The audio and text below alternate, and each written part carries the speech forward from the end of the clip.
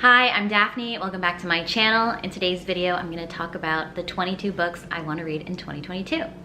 The first category is going to be the books that I own on my shelf already that I desperately need to read in 2022.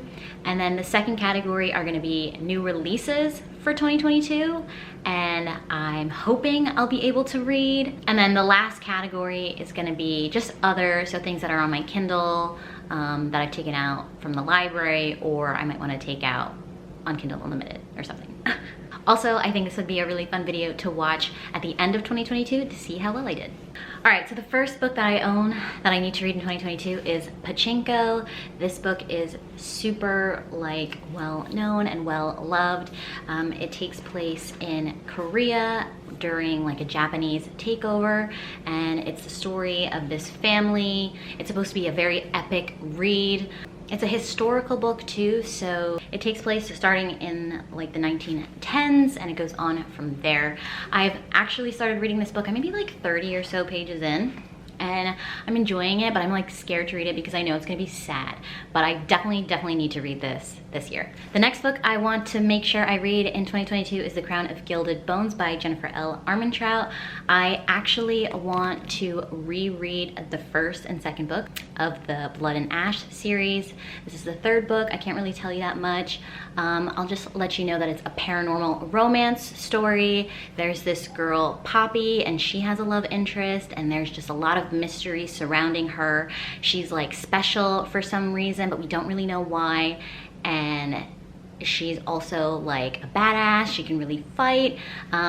This takes place in a medieval type world, and there is a lot of paranormal stuff going on. And there's so many questions I still have. The first book left a lot of questions, and that made you really excited to read the second book. And the second book I enjoyed, but I feel like I didn't get any questions answered from the first book that much, a little bit, but not really. So I was really excited to get this. I pre-ordered it and stuff, but that was a long time ago, and I still haven't read it because I've heard people having mixed reviews on this, so I was a little nervous. But I want to jump back into it, and to do that, I'm just going to start the series over again and binge all of them at the same time. Then I definitely have to read Magic Lessons by Alice Hoffman. I got this off Book of the Month forever ago. As you can see, I got this from Book of the Month in October 2020. And it's currently 2022, obviously, and I still haven't read it. So this book is related to the Practical Magic book series. I think it's a prequel, so you don't have to read Practical Magic first. You can read this one first. But then I was kind of hesitant because I was maybe I should read it in publication order versus in chronological order. So I hesitated on this, but it's been on my shelf for so long, I should just read it. And then I'll pick up the other books if I enjoy it, you know? So this is about witches, and there's a curse and love. I just think Practical Magic is just well known. I know there's a movie, and I just want to find out if I enjoy it. Then I'm counting this as one book. We're up to 4 now, but I definitely just need to read Beverly Jenkins in general. She is a Black historical romance author. I own these 2 books. I actually picked this up from one of my aunts when I visited Florida, and then I picked this one up from Barnes & Noble a couple months ago, just because I desperately need to diversify my reading, and the thought of reading Black historical romance is just so new to me that I really need to read this year. So I'm excited about reading Beverly Jenkins for the first time. Then I want to read The Dragon Republic, basically the Poppy War series. I already read the first one, The Poppy War, and I own the third one, but I haven't read the second one yet. I might read The Poppy War over again and just binge the series.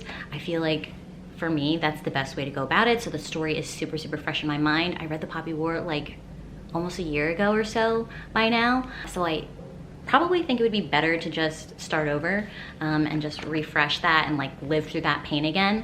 But if you don't already know, this is an Asian inspired war series, and it's so beloved. So many people love this series. It rips your heart out a little bit. It's hard to read at times because our main character, you just root for her, but she just makes bad decisions, and there's a lot of terrible things that happen along with war, and the author doesn't shy away from that. It's definitely not romanticized in any way like war, how sometimes like fantasy books can make it. There is shamanistic magic in this series as well, so I'm excited to see more of that and how that evolves in the series.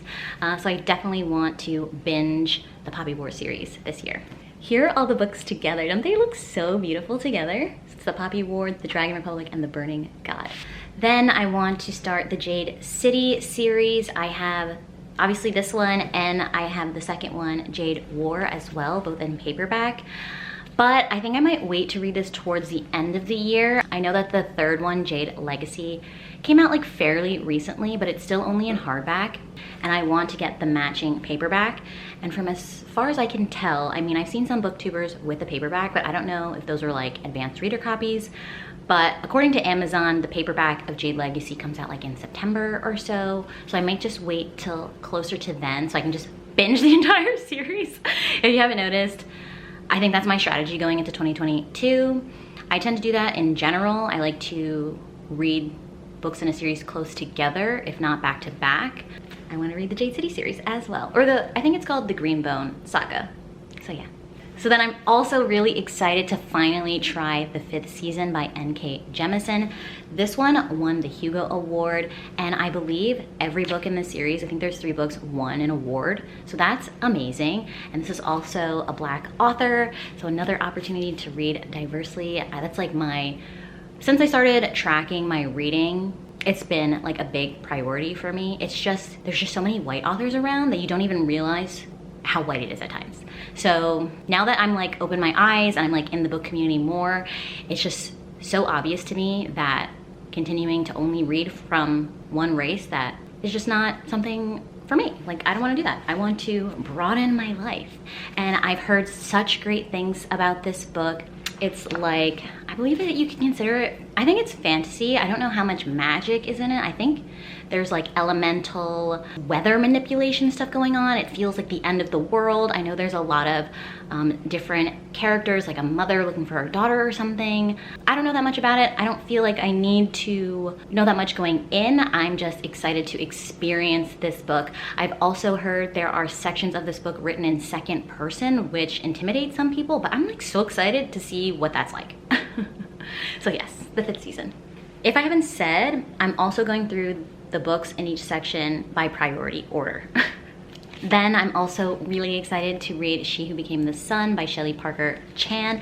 I haven't heard a lot about this book, but the few people I have heard talk about it have really, really loved it. It's compared to Mulan a lot because it's like a female warrior in an Asian world.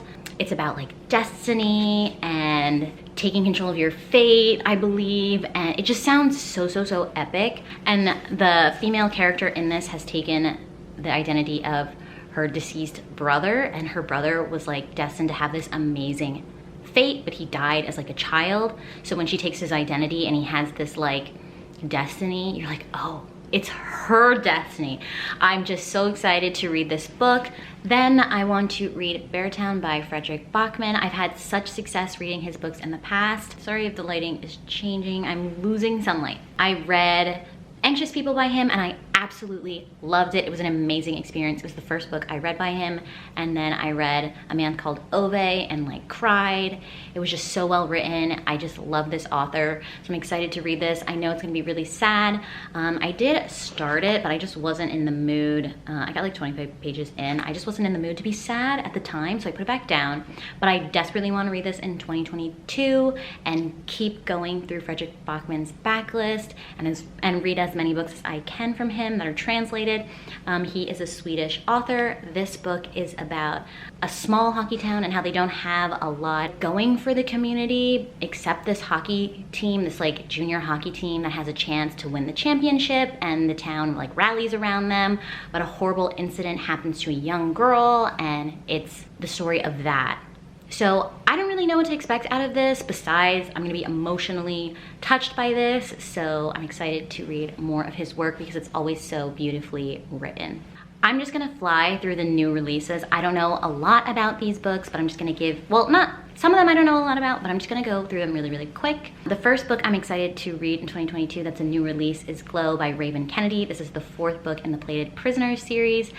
I've talked about this series quite a bit on my channel. It's about this woman, I forget her name, who has been gold touched by Midas. There's some fae characters in there. There's a lot of like political maneuvering, I guess. I just love this main character. I can't tell you what her name is right now, but she's so badass. There's a lot of things you learn about her throughout the series that are super, super interesting. It's a fantasy romance, but I wouldn't say it's like the most romantic in books 1 and 2. It picks up in book 3, and I'm excited to see how she overcomes all the terrible things that happen to her in book 3 in Glow, book 4. Then I'm excited, like everybody else and their mother, for Emily Henry's Book Lovers book to come out. It's gonna be a contemporary romance between, I believe, like an editor and a writer, something like that. Some people in the publishing industry.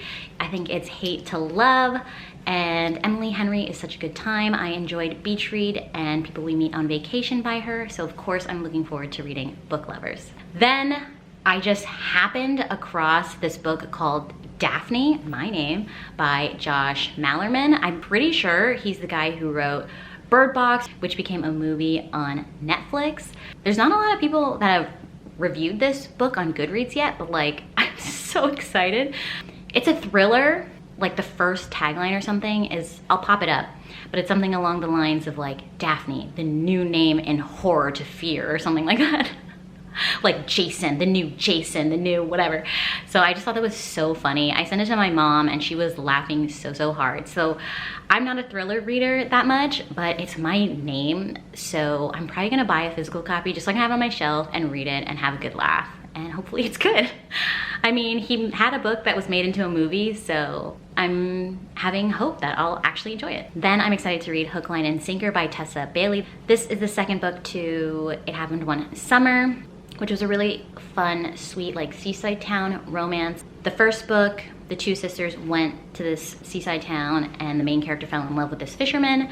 And then the second book is gonna be the other sister falling in love with the fisherman's best friend. So it should be a fun time. I'm a little scared because sometimes in like romance, contemporary books, I find the sequels to a romance tend to not be as good. So I'm a little nervous about it, but I'm still gonna read it. I'll probably just take it out from my library and see how it goes. Then I'm interested in reading Love on the Brain by Ali Hazelwood. It's the second book to the Love Hypothesis series. This is like a STEM romance, an academia romance. I don't know that much about it, but it's Ali Hazelwood. I know a lot of people are very excited about this. I enjoyed the Love Hypothesis. They had it on Book of the Month, so I'm anticipating this second book to be there as well, so I'll definitely get a good deal on it. And I'm interested to read more of this author to see if I continue to like her work. Then I have on my list The War of Two Queens, which will be the 4th book in Jennifer L. Armentrout's From Blood and Ash series. I heard the ending of the 3rd one is really, really good, even if like the journey to the end was a little sus. So I'm interested in reading the 4th one if I enjoy the 3rd one enough. Then I have 2 authors I haven't read from before. The first one is called American Royalty. I think the concept of this book is there's like a prince or something who is trying to have like a fundraiser or something. I don't remember the details of how it was pitched, but he hears of this artist, this singer named Duchess, I believe, and he invites her to the event, not really knowing that she's like this rapper woman, and it's their romance. It's also, from the cover, it looks biracial, so that should be really interesting as well. And I'm just interested to give this book a try. It sounds like a good time. It was pitched to me from another YouTuber very well, so I'm intrigued. Then the next book that is from an author I haven't read from before is called Set on You by Amy Leah. This is like a gym romance. I've never read a gym romance before. This one was also pitched to me by a YouTuber and I found it super, super fun. It looks like a rivals to lover gym situation with a curvy heroine, and I'm excited to see how this goes. I think their lives are thrown together because their grandparents are like engaged or something. And it just sounds like a cute rom-com. I'll see if I can get this from the library. And then the last new release I'm interested in, I'm not sure if I'll get to it in 2022, but that'd be dope. We'll see if it's up my alley. It's Babel by R.F. Kuang. I don't know if it's Babel or Babel. So she writes the Poppy War books. She's an amazing author, obviously, and I want to support cool, young, POC writers. So this is about a main character, a Chinese main character who lives in like England or something and is translating these Chinese works to English, and it's about like almost betraying. I'm not gonna say this right. I'm not 100% sure on how it is, but it's like, let me just read this tagline because it'll say it better. It grapples with student revolutions, colonial resistance, and the use of translation as a tool of empire. It just sounds very smart. I don't know if like the plot is something I would have necessarily been interested at first, but I like the idea of imperialism and finding out who you are and how you might feel disconnected from the country of your race versus the country you were raised in, and all these questions and like feeling dissociated from that maybe, and who you're loyal to. I'm just interested to see where she takes this conversation. So I'm interested in that book as well. We'll see if I get to it in 2022. All right, now I'm in the other category, so I have 4 more books I want to talk about. The first one is Call Me By Your Name by Chanel Miller. I would love to listen to this on audiobook. This is about a sexual assault survivor when Chanel was a student in college, and her experience. I mean, she was originally, like, her identity was hidden, but then she came forward and wrote like this piece that was published on BuzzFeed, I believe. And then she wrote this book, and I've heard a lot of people raving about it. I'm just really interested to read more nonfiction. It feels so important to hear her story.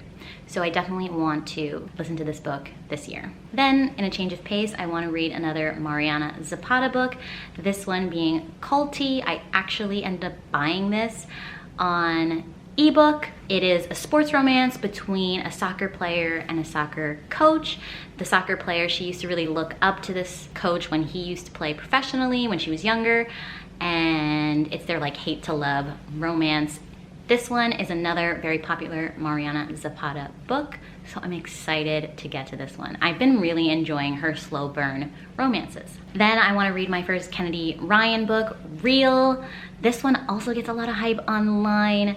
I'm hesitant to read this. I have it downloaded on my Kindle already, but I was hesitating to read it just because it's like a director-actress relationship, and that power dynamic doesn't really appeal to me. It just feels a little sus, but it's just really beloved, and I want to read more Black love, so I definitely want to read Kennedy Ryan's book, and we'll see how I like it. If I don't particularly like this one, I know Kennedy Ryan has other books. I think she has another new one coming out, and I hope that I like it. And then lastly, this one is a little like controversial, I guess.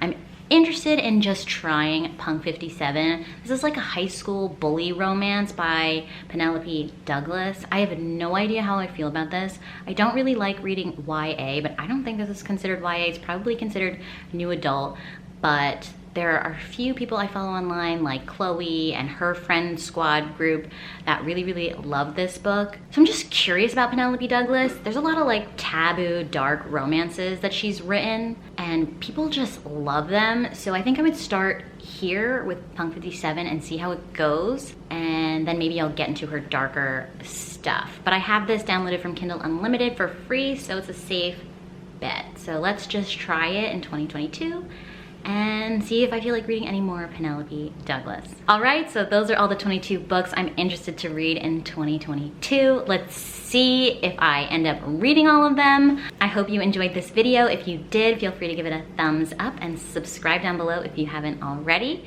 And I'll catch you in another video. Bye.